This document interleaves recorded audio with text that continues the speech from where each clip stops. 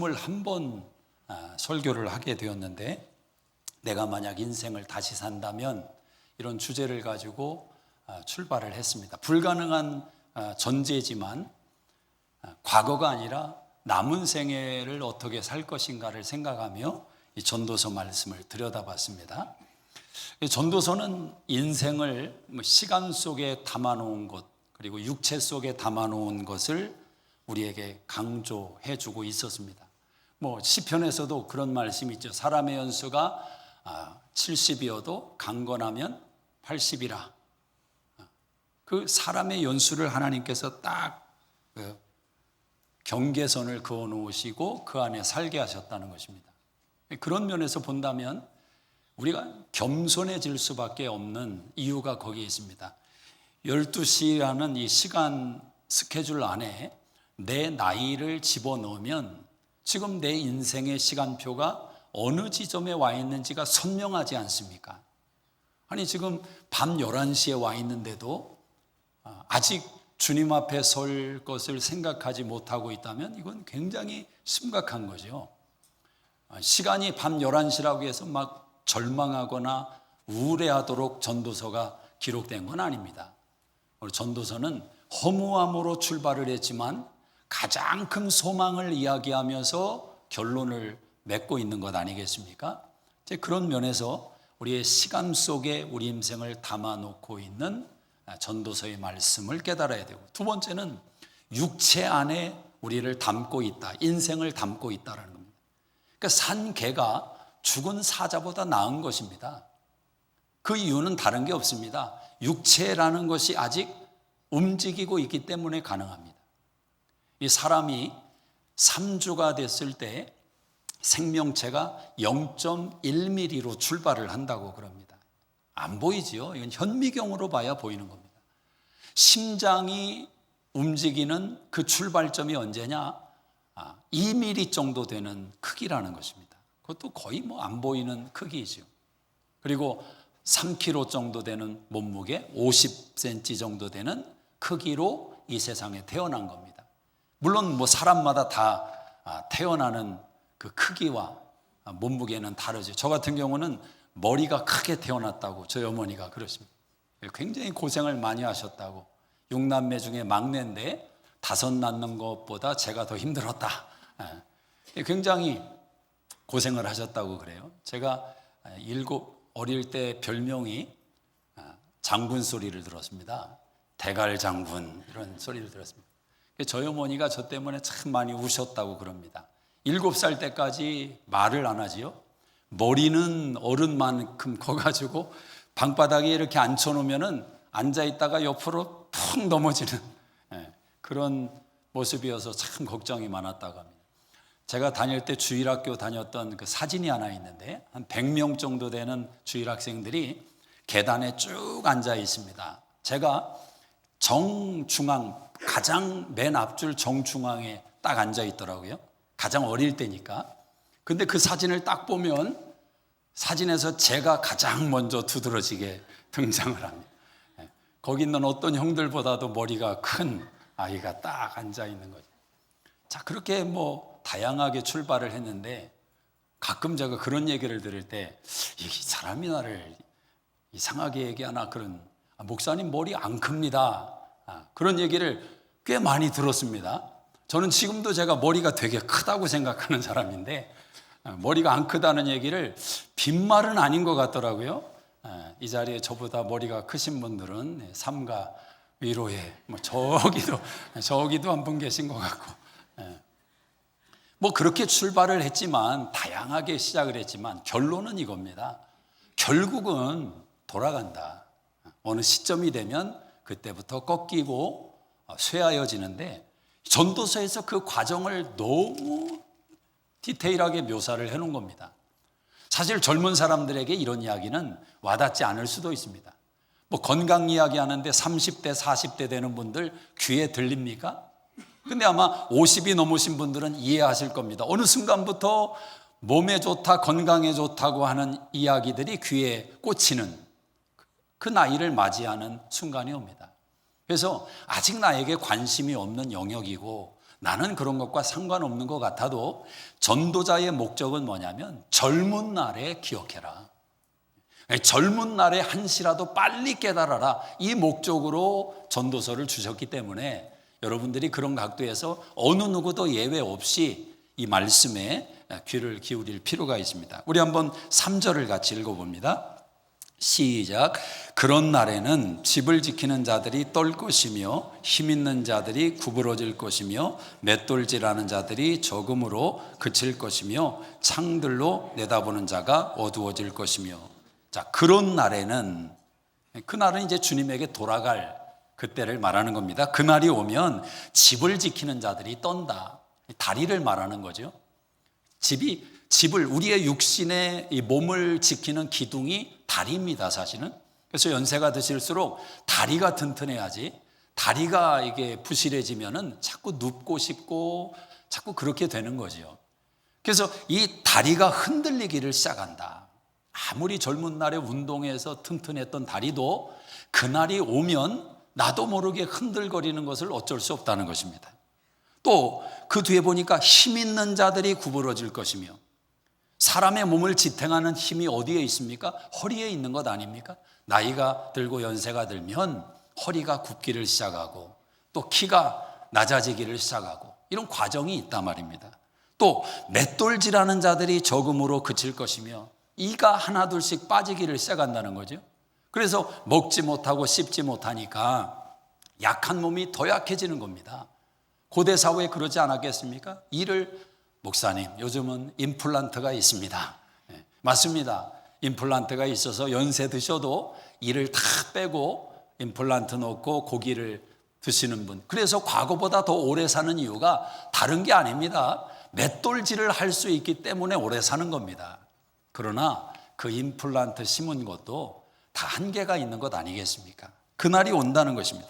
창들로 내다보는 자가 어두워질 것이며, 눈이 어두침침해진다라는 거죠. 예전에 아주 선명했던 것도 안경을 써야 보이고 둘셋으로 보이는 눈 때문에 고생을 합니다. 목사님, 요즘에는 백내장 수술을 하면 잘 보입니다. 라식을 하면 됩니다. 맞습니다. 어떤 분이 그러시더라고요. 백내장 수술을 했는데 문제가 있더래요. 뭐가 문제냐면 너무 잘 보여서 집안에 먼지가 그렇게 너무 눈에 띄어가지고 그게 힘들다고 그럽니다. 부부싸움 할 수 있는 겁니다. 그래서 옛날에는 안 보였는데 보이니까. 참 은혜라는 것은 적당히 보여야지, 너무 잘 보여도 문제이고 너무 안 보여도 문제입니다. 자, 눈이 어두워지는 그날이 온다. 또 4절에 보니까 길거리 문들이 닫혀질 것이며 맷돌 소리가 적어질 것이며 새 소리로 말미암아 일어날 것이며 음악하는 여자들은 다 쇠하여질 것이며. 귀가 안 들린다라는 겁니다. 사람이 귀가 안 들리면 나타나는 현상이 뭐냐? 목소리가 커집니다. 그럼 목소리가 커지면 또 상대방이 오해합니다. 당신은 왜 나한테 짜증을 내냐고, 왜 소리를 크게 내냐고. 여러분, 짜증나서 소리를 크게 내는 게 아니라 안 들려서 소리를 크게 내는 것뿐입니다. 이걸 어떻게 할 것입니까? 인생이 그렇게 가는 것을 음악하는 사람들도 쇠하여진다. 예전처럼 그 소리가 강하게 나오지를 않는다는 것입니다. 주여 부르짖는데 부르짖는 소리가 약해지는 것입니다. 인생이 흘러가는 흐름을 말하고 있습니다. 5절에 보니까 또 그런 자들은 높은 곳을 두려워할 것이며, 젊은 날에는 높은 산에 올라가고 비행기를 타고 그런 것을 즐겼습니다. 엔조이했어요. 그러나 그날이 오면 계단에서 내려오는 것도 부담이 되는 순간이 오고 차에서 내리는 것도 부담이 되는 순간이 온다는, 누가 여러분 앞에 서서 손을 잡아주기 시작하면 아, 전도서 12장에 내가 서 있구나, 그렇게 생각하시면 됩니다. 두려운 날이 온다. 높은 곳을 두려워할 것이며 길에서는 놀랄 것이며 아무것도 아는 일에 깜짝깜짝 놀라는 일이 생깁니다. 마음이 약해진단 말입니다. 살구나무가 꽃이 필 것이며 머리가 하얘지는 거죠. 새까맸던 머리가 하얘지는 것입니다. 목사님, 요즘은 염색을 할 수 있습니다. 염색을 하지만 그 머리의 뿌리까지 염색하지는 못합니다. 그렇지 않습니까? 하나님이 참 이상한 것은 너희의 머리털까지도 다 센다고 하나님은 말씀하시는데 그 머리털을 지켜준다는 말씀은 안 하십니다. 머리털을 안 지켜주셔서 빛나 보이는 분들이 계신데 여러분, 삼가 위로의 말을, 근데 이게 전도서 12장이라 말입니다. 살구나무의 꽃이 필 것이며 또 메뚜기도 침이 될 것이며 다 부담이 되는 것입니다. 부담이 되는 것. 드는 것도 부담이 되고 심지어 내가 마시는 물컵도 부담이 됩니다. 아니, 끌고 다니는 내 몸이 부담이 됩니다. 그날이 온다라는 것입니다. 그리고 정욕이 그친다. 먹고 마시며 누리며 사랑하며 살아가는 모든 영역의 기호가 끊어지는 것입니다. 높은 곳에 오르고 싶지도 않고 명예를 추구하지도 않고 그 모든 인생의 욕망이 잠재워지는 그날이 온다는 겁니다. 그리고 마지막으로 내가 늘 찾아가서 위로하고 조문하고 그렇게 위로했던 장례식장에 다른 사람의 이름이 아니라 우리 자신의 이름이 붙어있는 그날이 온다는 겁니다. 사람들이 와서 우리의 이름을 바라보며 안 됐다고, 벌써 갔다고 그렇게 조문하는 그날이 온다. 전도자가 이야기를 합니다. 전도자는 9절에서 8절, 7절에서 이렇게 말을 합니다. 한번 7절을 읽어볼까요? 흙은 여전히 땅으로 돌아가고 영은 그것을 주신 하나님께로 돌아가기 전에 기억하라. 자, 돌아간다라고 이야기를 합니다. 아마 세상의 어떤 사람들도 이 전도자의 말을 이미 알았던 것 같습니다. 우리는 장례식장에 가서 그런 말을 종종 합니다. 돌아가셨다고. 근데 많은 사람들이 어디로 돌아갔는지도 모르면서 돌아갔다는 말을 합니다. 그러나 우리는 알고 있습니다. 육신은 땅으로 돌아가고 그 영은 하나님 앞에 선다는 사실을 우리는 알고 있습니다. 여러분이 누리는 모든 영역에서 돌아간다는 이 전제가 불러오는 신앙의 레슨이 있습니다. 여러분의 시간도 여러분의 것이 아니고 여러분의 몸도 건강도 여러분의 것이 아니고 여러분의 물질도 여러분의 재산도 명예도 가족도 모든 것이 다 여러분의 것이 아니라는 것. 돌아가는 그날이 있다. 육신의 시간도 돌아가는 그날이 있다. 알렉산더 대왕의 유명한 일화가 있지 않습니까? 가장 젊은 그 나이에 세상에서 가장 큰 영토를 차지했던 그가 죽음 앞에서 유언을 합니다. 내 손을 관 밖으로 구멍을 내서 내놓아라. 그리고 후손들에게 보여주라는 것입니다. 아무것도 가지고 가지 못한다. 이것이 인생이다. 그렇지 않습니까? 하나님께서 여러분에게 시간을 주셨습니다. 건강을 주셨습니다. 그 시간 돌아가는 것, 그 시간을 가지고 어떻게 쓸 것이냐. 일부에 제가 간증을 좀 드렸지만 여러분 교회 올 때마다 아주 예쁘고 아름다운 화단을 1년 365일 보면서 예배당에 오십니다. 저 화단이 아름답고 예쁘게 1년을 저렇게 서 있기 위해서 한 집사님이 새벽에 와서 매일 물을 주시고 저녁에 또 개인적으로 와서 또 물을 주시고 제가 한번 생각을 해봤어요. 1년을 생각하면 몇 시간을 과연 저 정원에 투자하는 건가? 시간이 내 것이 아닙니다. 돌아가는 것입니다. 그 시간을 가지고 어떻게 썼느냐? 이게 중요하지 않습니까? 여러분, 몸은 가만히 보관해도 70년, 80년이고 막 사용해서 구르도록 해도 70년, 80년입니다. 돌아가는 그 몸을 가지고 어떤 인생을 살았느냐, 이게 중요한 것입니다. 자, 전도자는 또 결론적으로 모든 것이 헛되다고 이야기를 합니다. 8절을 한번 읽어봅시다. 8절 시작. 전도자가 이르되 헛되고 헛되도다. 모든 것이 헛되도다. 저는 이 전도자의 고백이 운명론적인 허무로 여러분에게 들리지 않기를 바랍니다. 지금 솔로몬은 우리에게 큰 선물을 제공하고 있는 것입니다. 왔다가 돌아가는 인생이다. 그러면 그 공간을, 그 시간을 무엇으로 채울 거냐? 무엇으로 채울 거냐? 산개가 죽은 사자보다 낫다. 이 말이 진실입니다. 진리입니다. 산개이기 때문에 오늘 나의 시간, 나의 공간을 무엇으로 채울 수 있는지 생각할 수 있는 것입니다. 여러분의 남은 생애가 개수해 보시기를 바랍니다. 무엇으로 채우시겠습니까? 어떻게 채우시겠습니까? 사실 솔로몬은 한 시대를 풍미했던 사람입니다. 북왕국 이스라엘, 남왕국 유다를 통합시켜서 가장 강력한 나라, 그의 아버지 다윗보다 더 부강했던 나라, 그것을 세웠던 자가 솔로몬입니다. 그에게도 빌딩이 높은 것처럼 그림자도 짙었습니다. 1000명의 아내를 두어서 그들이 불러온 우상을 접하게 되고 하나님에게서 떠나는 마음을 경험하기도 했습니다. 그는 수많은 연구를 통해서 책을 읽고 생각하며 연구를 통해 잠언과 전도서와 기가 막힌 지혜서들을 우리에게 남겨주지 않았습니까? 오늘 11절을 한번 읽어보십니다. 11절 시작. 지혜자들의 말씀들은 찌르는 채찍들 같고 회중의 스승들의 말씀들은 잘 박힌 목 같으니 다 한 목자가 주신 것이로다. 자, 솔로몬은 하나님의 말씀의 능력을 아는 사람이었습니다. 여러분, 히브리서 4장 12절에 하나님의 말씀은 살았고 운동력이 있는 줄로 믿습니다. 관절과 골수를 찔러 쪼개기까지 합니다. 하나님 말씀을 듣다가 그 말씀에 믿음으로 반응하면 육신의 질병도 때때로 하나님이 그 말씀과 함께 고쳐주실 때가 있습니다.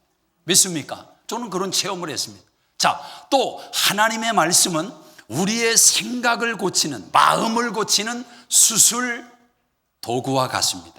하나님의 말씀은 수술하는 칼입니다. 육신의 암만 문제가 아니라 생각의 암도 문제라는 것입니다. 육신의 암은 몸을 병들게 만들고 몸을 땅에 눕힐 수 있는지 모르지만 생각의 암, 마음의 암은 우리의 영을 굽히게 만드는, 하나님에게서 멀어지게 만드는 더 무서운 요소가 있다는, 하나님의 말씀이 번지지 못하도록 잘라내는 거죠. 하나님의 말씀이 찌르는 채찍같이 우리 안에 다가와서 깨닫게 하는 겁니다. 하나님의 말씀은 등불과 같습니다. 우리가 인생길을 알지 못하는데 어디로 가야 될지, 어디가 옳은 것인지 분별하지 못할 때 하나님의 말씀이 등불이 돼서 내가 발을 딛는 순간마다 그 불이 우리의 인생의 길을 보여주신다라는 거죠. 내 생각에서 길을 만들어 가는 것이 아니라 하나님의 말씀이 인도하는 대로 이끌려가는 것입니다. 불기둥과 구름기둥으로 광야를 인도했던 이유가 바로 거기에 있는 것입니다. 여러분의 경험과 여러분의 지식과 여러분의 사고를 의지하면 잘 나갈 수 있습니다. 그러나 그것을 믿다가 한순간에 나락으로 떨어질 수 있단 말입니다. 잊지 마셔야 됩니다. 하나님의 말씀은 따스한 담요와 같습니다. 우리를 덮어주시고 상처받은 마음을 위로하시고 새살이 돋게 하시고 위로하고 격려하시며 우리 인생을 다시 빌드업 시켜주는 은혜가 있습니다. 요즘 큐티를 통해서 하나님 말씀에 깨달음을 얻고 은혜 받는, 개인적으로 하시는 분들, 또 두세 사람이 모여서 큐티를 나누는 그런 이야기들을 많이 듣습니다. 여러분, 얼마나 중요한 건지 모릅니다. 신앙이라는 것은 감동이 있어야 됩니다. 하나님의 은혜와 말씀에 감동을 받고 변화가 되고 깨달음을 얻는 것입니다. 감동을 받지 않으면 한 귀로 들어온 말씀 다른 귀로 나가고, 그렇게 습관적으로 예배자가 되고 반복적으로 예배자가 되고 세월이 그렇게 지나면 그 굳어진 살이 그 신앙을 완전히 막아버리는 겁니다. 여러분 안에 굳은 살이 다 제거되기를 주의 이름으로 축복합니다. 새순이 돋아요. 새살이. 감동이 있어야 돼요. 하나님이 말씀하실 때. 누가복음 24장에 엠마오로 가던 제자들이 예수님이 동행하시면서 하나님의 말씀을 풀어줄 때 그들은 예수님인지 몰랐습니다. 그들이 도착지에 왔을 때 예수님은 사라집니다. 그때 한 사람이 고백을 합니다. 그분이 하나님의 말씀을 풀어줄 때 우리의 마음이 뜨겁지 아니하더냐. 뜨겁지 아니하더냐. 이런 경험이 있어야 된다고요. 하나님께서 주신 깨달음과 하나님의 말씀 때문에, 은혜 때문에 감동이 되는 거예요. 깨달음이 생겨요. 깨달음이 오는 사람은, 감동이 있는 사람은 어떻게 하냐? 방향을 돌립니다. 어느 쪽으로 방향을 돌리느냐? 하나님 쪽으로 방향을 돌리는 것입니다. 그래서 엠마오에서 다시 예루살렘 쪽으로 가는 거죠. 여러분, 그들이 예수님의 무덤이 비었다는 소식을 들었습니다. 그런 소문을 들었습니다. 들었어도 엠마오로 내려가지 않습니까? 하나님 말씀을 얼마나 많이 들으셨어요, 여러분? 신앙생활하면서. 그러나 다 알고 있는 지식 가지고도 하나님 등질 수 있는 것이 신앙입니다. 감동이 있어야 돼요. 깨달음이 있어야 돼요. 그때 돌아갈 수 있습니다. 하나님 말씀이 채찍이 돼서 때로는 아프게, 때로는 우리의 연약함을 찌르고 우리의 연약함에 대면하고 직면해서 그 문제를 하나님 앞에 내려놓도록 만드시는 거죠. 하나님의 말씀을 지었던 솔로몬, 그는 얼마나 많은 연구를 했는지 이런 고백도 하더라고요. 우리 12절을 한번 읽어보시면, 12절 시작. 내 아들아, 또 이것들로부터 경계를 받으라. 많은 책들을 짓는 것은 끝이 없고 많이 공부하는 것은 몸을 피곤하게 하느니라. 너무 공부도 많이 하고 책도 많이 읽고 많은 것을 지어낸 겁니다. 여러분, 지식이라는 것은 어떤 속성이 있느냐? 내가 하나를 알게 되면 이 하나를 알게 된 것 때문에 두 개를 모른다는 사실을 알게 됩니다. 그게 또 갈증이 생기는 겁니다. 그래서 또 두 개를 파고 들어가면 두 개를 알고 난 후에 다섯을 모르는 자신을 깨닫게 됩니다. 그래서 지식이라는 것은 깊이 들어갈 수밖에 없는 속성이 있고, 들어가도 이제는 됐다, 만족한다, 이게 없습니다. 이게 세상 지식이라는, 그게 피곤한 거죠. 그러나 하나님의 지혜라는 것은 어떤 은혜가 있느냐? 하나님의 은혜는 하나를 깨달았는데 하나가 열을 바꾸는 은혜를 경험하는 겁니다. 자, 하나님께 감동을 받고 은혜를 경험했습니다. 그 감동받은 은혜를 가지고 집에 갔습니다. 집에 갔더니 가정의 분위기는 어제와 변한 게 하나도 없어요. 그런데 감동받은 은혜 받은 내 마음이 바뀌고 내 눈이 바뀌고 내 입이 바뀐 겁니다. 어떤 말을 들어도 그 말에 어제처럼 반응하지 않고 자녀들에게도 더 믿음의 말을 주고 사랑의 말을 주고, 그래서 나도 모르는 사이에 가정의 변화를 일으키는 거. 또 그 사람이 가정에만 있습니까? 직장에 가도, 사업장에 가도, 사람을 만나도 하나님의 은혜라는 것은 하나를 알면 덤으로 붙여주는 은혜가 있다는 거죠. 그래서 은혜 받는 것은 갈증이 지속되는 게 아닙니다. 목말라. 예, 맞습니다. 사슴이 시냇물을 찾처럼 하나님을 향한 목마름이 필요하지만 그 목마름이 세상 지식의 갈증과는 다릅니다. 너무 좋아서 목마름을 갖는 거지요. 주님을 아니까 너무 좋아요. 너무 기뻐요. 더 알고 싶은 거예요. 이건 전혀 다른 목마름의 차원인 것입니다. 오늘 솔로몬은 이 모든 이야기를 하면서 13절에 결론적으로 이렇게 말을 하죠. 이건 여러분이 꼭 보셔야 돼요. 일의 결국을 다 들었으니, everything 다 들었다는 겁니다. 내가 이야기하지 않은 게 하나도 없다. 너의 가정이면 가정, 개인의 인생, 영적인 거, 육신적인 거, 기호, 음식, 놀이, 너의 인생에 대해서 이제 다 얘기했다. 너희가 다 들었다. 그러면서 무슨 말을 하냐면 결론적으로 키워드를 이야기를 하는 겁니다. 하나의 신앙의 키워드. 그게 뭡니까? 12절에 보니까 하나님을 경외하고 그의 명령들을 지킬지어다. 하나님을 경외하라. Fear God. 하나님을 경외하라. 여러분, 하나님을 경외한다는 것을 어떻게 생각하십니까? 두렵습니다. 아마 이 느낌이 여러분에게 직감적으로 올 겁니다. 그런데 여러분, 경외라는 것은 그런 감정적인 두려움, 그게 아닙니다. 경외는 방향을 말하는 것입니다. 하나님을 경외한다는 것은 하나님과 같은 방향을 바라보게 된다는 것입니다. 두려운 마음을 갖는 것은 경외의 한 부분이지요. 한 부분. 하나님을 경외하는 마음이 필요합니다. 요즘 시대 우리 신앙인들의 가장 큰 문제는 하나님을 두려워하지를 않습니다. 하나님이 너무 가벼워요. 자신의 삶의 인생 가운데 하나님을 가지고 놀이를 합니다. 장난을 해요. 여러분, 하나님은 감히 모세는 그의 얼굴을 보는 것이 죽음인 것으로 깨달았던 사람입니다. 하나님이 얼마나 크신데, 하나님이 얼마나 위대하신데 하나님을 내 손에 올려놓고 장난합니까? 하나님이 너무 가벼워요. 이게 저를 포함한 우리 시대 신앙인들의 문제인지 모릅니다. 하나님은 두려우신 분이에요. 거룩하신 분. 믿습니까? 네. 그러나 동시에 하나님은 가까이 하고 싶은 분. 이 역설을 이해해야 신앙이 이해가 되는 겁니다. 세상에서는 하나의 극단을 원하지만 성경은 우리에게 이 둘의 조화를 말하는 것입니다. 진정한 관계성은 인격의 관계인 겁니다. 어느 누가 완전히 순종하는 로봇 같은 아내와 남편을 원하겠습니까? 내가 명령만 하면 100% 내 말에 순종하고 반응하는 yes sir, 그런 아내를 원하십니까? 이 자리에 계신 남자분들, 아니 아내분들도 마찬가지예요. 쓰레기 하면은 알겠습니다만이, 이런 남편을 원하십니까? 그게 좋으세요? 하나님은 로봇을 원치 않듯 우리도 로봇 같은 아내 남편을 원치 않습니다. 인격을 원하죠.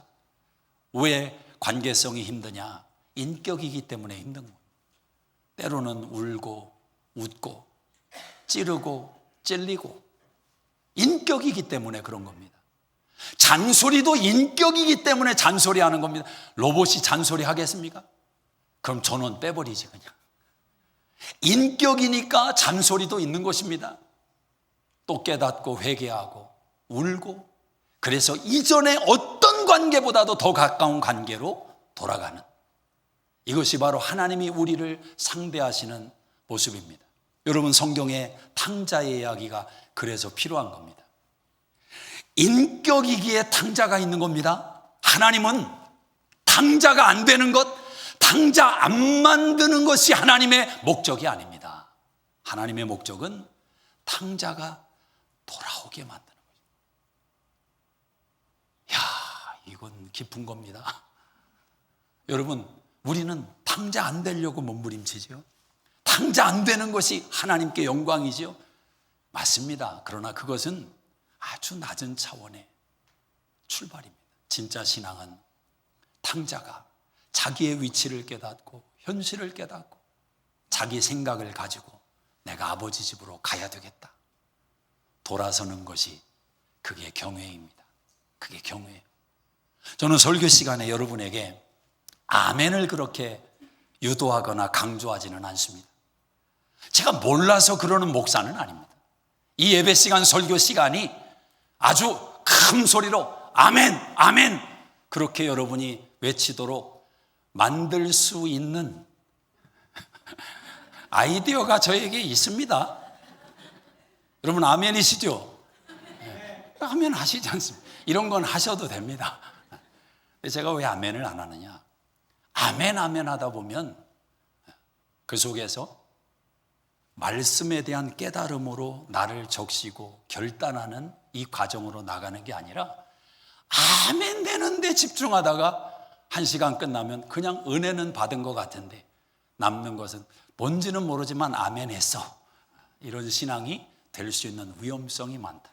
또 누군가가 아멘을 크게 하면 다 그렇게 생각합니다. 저분 믿음 되게 좋다. 그런데 그게 아니라는 것을 설교하는 저는 알기 때문에 여러분에게 속으로 아멘하라, 그러나 또 필요할 때는 겉으로 아멘하시고, 부흥 강사가 와서 아멘 좀 하라면 목사 얼굴을 생각해서라도 아멘을 좀 그때는 해주시고. 네. 여러분, 경외라는 것은 방향이 같은 겁니다. 하나님이 이스라엘 백성을 애굽에서 건져냈습니다. 왜? 방향을 가나안 땅으로 향하도록 만들기 위해서.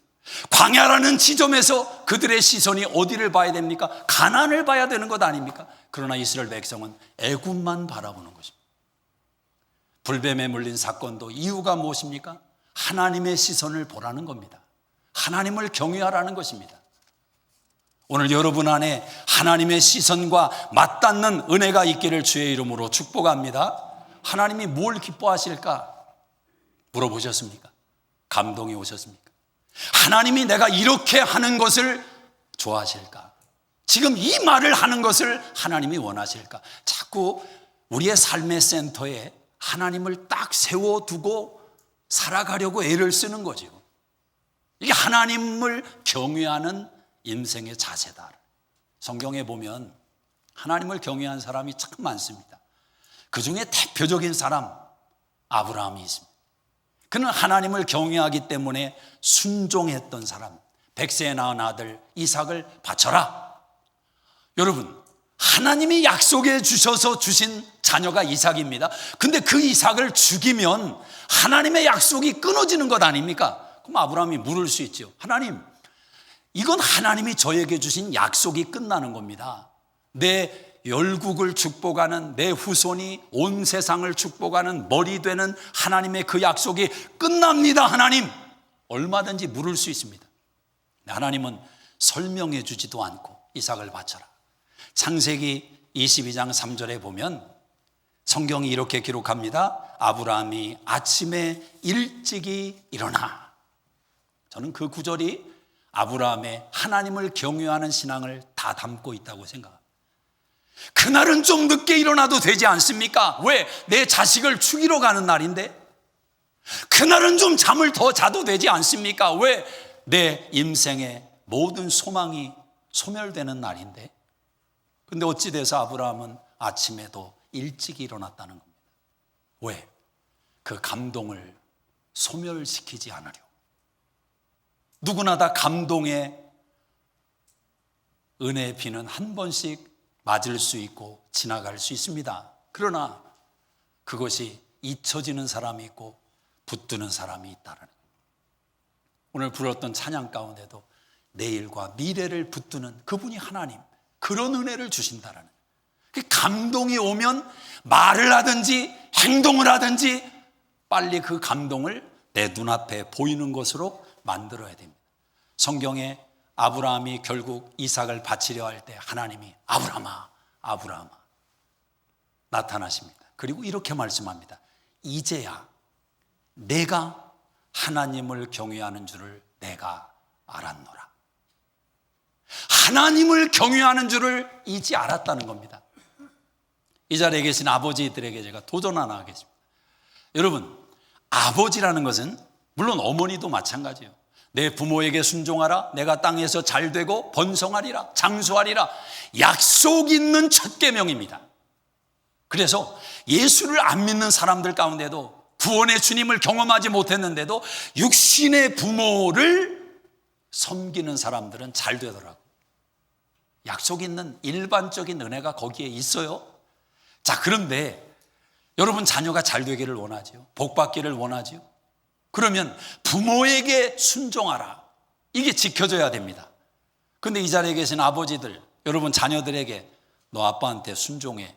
그렇게 말할 수 있는 용기와 담대함을 가지신 분들이 계시면 손을 한번 들어주시고, 손들기가 그러면 발가락만 좀 움직여주시고. 없어요. 힘들어요. 요즘 시대가 그렇습니다. 아버지의 권위라는 것은 상상할 수가 없고, 그나마 친구 같은 아버지. 그래서 남들에게 비춰질 때 부모와 자식 간의 관계가 좋으네요. 그런 소리를 듣는 아빠들은 좀 있습니다. 그런데 결정적인 순간에 아빠의 한마디가 그 자녀의 인생에 결정적인 영향을 미치는 권위를 가진 아빠. 이게 성경이 말하는 진정한 부모의 권위, 아빠의 권위 아니겠습니까? 그런데 자녀에게 권위가 없다. 왜 권위가 없을까요? 목사님, 내가 좀 돈을 쌓아놓지를 못해서 물려줄 게 없다 보니까 애들 앞에 설 때 권위가 없어요. 제가 힘이 없어요. 목사님, 알다시피 제가 학교를 제대로 나왔습니까?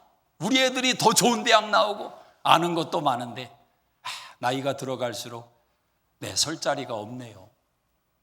가방끈이 짧아서 그렇습니까? 여러분, 우리 아빠들이 솔직히 인정해야 되는 것은 우리의 자녀들에게 아빠로서의 권위와 아빠로서의 능력이 상실된 것은 돈이 없어서도 아니고 학력이 부족해서도 아니고 우리가 하나님에게 순종하는, 그분을 경외하고 그분의 권위에 압도당하는 신앙이 부족하기 때문이 아닙니까? 재산이 부족하고 학력이 짧아도 하나님을 살아계신 하나님으로 확실히 믿고 그 하나님 앞에서 두려워 떨며 그런 신앙을 보여주는 아버지의 신앙이 있었다면 그 자녀들이 그렇게 반응할까? 어찌 보면 우리 자녀들을 복되게 만드는 가장 큰 길이 뭐냐? 아빠와 엄마가 하나님을 더 사랑하고 하나님을 더 경외하고 하나님 제1의 신앙으로 서는 것 아니겠습니까? 요셉 같은 사람은 하나님을 얼마나 경외했는지 성실하게 누가 보든지 안 보든지 하나님 앞에서 인생을 살아가는 겁니다. 여러분, 인격이라는 것은 아무도 보지 않을 때 나의 모습이 인격입니다. 사장님이 봐서 잘하고 높은 사람이 지켜봐서 잘하고 누구나 알 수 있는 겁니다. 아무도 보지 않아요. 그러나 하나님이 보신다. 그 신앙을 가지고 사는 겁니다. 그런 사람의 특징이 뭐냐? 시험과 유혹을 만날 때 자기 인생을 한꺼번에 무너뜨리는 유혹과 시험 앞에서 지켜낼 수 있는 힘이 생깁니다. 여러분, 죄가 얼마나 무서운지 아셔야 돼요. 죄가 한 교회 속에 들어오면 그 교회가 얼마나 크냐 대형 교회냐 상관없습니다. 그 죄가 허물기 시작할 때 순간적으로 무너지는 것은 시간 문제입니다. 그렇게 화목했던 가정도 죄가 들어와서 허물기 시작하면 순간입니다. 인생이 그렇습니다. 요셉은 가장 어려운 시험을 받은 겁니다. 노예로 와서 성공했습니다. 열심히 일했습니다. 형들의 시기와 질투에 팔려 노예 신세가 됐지만 성공을 했어요. 나름대로 가정 총무가 되었으니까. 그런데 보디발 아내가 유혹을 합니다. 요셉아, 이 집에 아무도 없다. 보는 사람이 없다. 나와 너뿐이다. 무슨 말입니까? 죄를 져도 괜찮다. 그때 요셉이 이렇게 말합니다. 내가 하나님 앞에서 이 죄를 어찌 지을 수 있겠습니까? 요셉은 하나님을 경외하는 사람이었다. 하나님이 보고 있어요. 하나님이 보고 있어요. 다니엘 같은 사람은 사자굴에 빠지는 위기와 시험 앞에서도 전에 하던 대로 윗방에 올라가서 창문을 열고 예루살렘을 바라보며 기도했습니다. 다니엘이 다 알았습니다. 내가 이렇게 하면 사자굴에 들어갈 수 있다. 근데 어찌 된 일인지 하나님이 사자굴을 막아주지는 않더라고요. 그렇게 신앙을 지켜도 기도해도 사자굴을 봉해버리면 좋겠는데 하나님은 사자굴에 들어가게 하시더라고요. 하나님을 경외하는 사람은 때때로 이런 용기가 있습니다. 내가 집에서도 기도하지만 사자굴에 들어가서도 기도한다. 내가 평안해서 기도하지만 문제를 만나도 나는 기도한다. 모든 삶의 자리가 하나님을 경외하는 그분 때문에 진행돼요. 하나님이 어떻게 하십니까? 사자의 입을 봉해버리십니다. 오늘 여러분을 음해하고 여러분을 괴롭게 만들고 피곤하게 만드는 그런 인생들이 세상 가운데 있다면, 원수가 있다면, 사랑하는 여러분, 하나님을 경외할 때 그 입을 하나님이 닫게 하실 줄로 믿습니다. 우리 한번 그런 하나님을 믿어보자는 겁니다. 하나님을 경외하라. Fear God. 하나님을 경외하라. 너무너무 두려운 분이, 너무너무 위대하신 분이, 그런데 가까이 가고 싶어요. 안고 싶어요. 그분 안에 들어가고 싶어요. 그분이 내 삶의 중심이시고 하나님의 뜻이 언제나 내 결정과 선택의 기준이시고 그분의 영광을 드러내기 위해서 내 삶과 내 인생을 쏟아부어도 1도 아깝지 않은 그분, 하나님 하나님을 경외하라. Fear God. 기도하겠습니다. 우리 조용히 눈을 감고 다 자리에서 일어나시겠습니다.